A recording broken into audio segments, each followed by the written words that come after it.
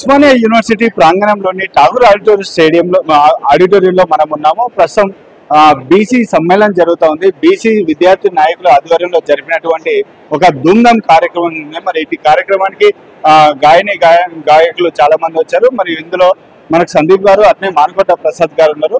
ఇటు కార్యక్రమం నుంచి, ఇటు సమావేశం గురించి వారు ఏం మాట్లాడతారని మనం వాళ్ళతో మాట్లాడదాం. అన్న నమస్తే. అన్న నమస్తే. ఈరోజు తెలంగాణ ఊపిరి ఇచ్చినటువంటి కార్యక్రమం ఏదైనా ఉందా అంటే ధూమ్ధామ్ కార్యక్రమం.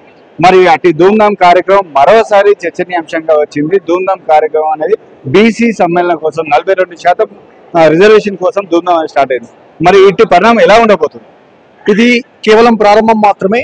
తెలంగాణ ఉద్యమంలో కళాకారులందరినీ ఏకతాటి మీదకి తీసుకొచ్చినటువంటి ధూమ్ధామ్ ఏదైతే ఉందో అదే ధూమ్ధామ్ అనే ఒక ట్యాగ్ లైన్ తోటి మళ్ళొక్కసారి ఈ తెలంగాణ రాష్ట్రంలో గతంలో కామారెడ్డి ప్రజల్ని ఏ విధంగా మోసం చేసి కాంగ్రెస్ పార్టీ అధికారంలోకి వచ్చిందో 42% రిజర్వేషన్ అధికారంలోకి వచ్చి 20 నెలలు దగ్గర వస్తున్నా కూడా వాళ్ళు ఇచ్చినటువంటి హామీలను నెరవేర్చకుండా ఒకవైపు బీసీలను మోసం చేస్తూ కేవలం ఆర్డినెన్స్ తీసుకొచ్చి వాళ్ళు చేతులు దులుపుకుంటామంటే ఇక్కడ చూస్తూ ఊరుకోవడానికి ఎవరం కూడా సిద్ధంగా లేము.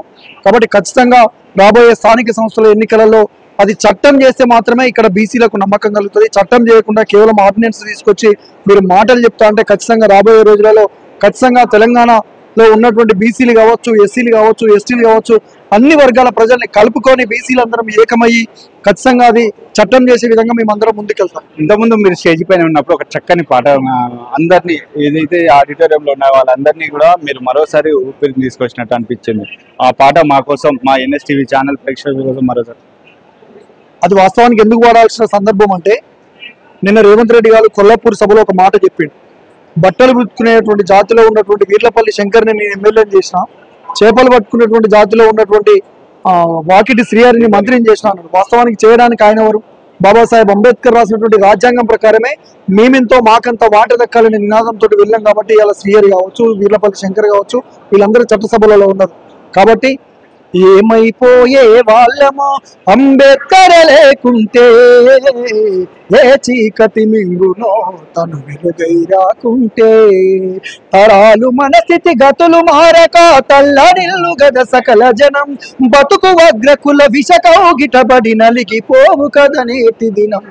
ఏమైపోయే వాళ్ళమో అంబేద్కర్ లేకుంటే, ఏ చీకటి మింగునో తను వెలుగై రాకుంటే.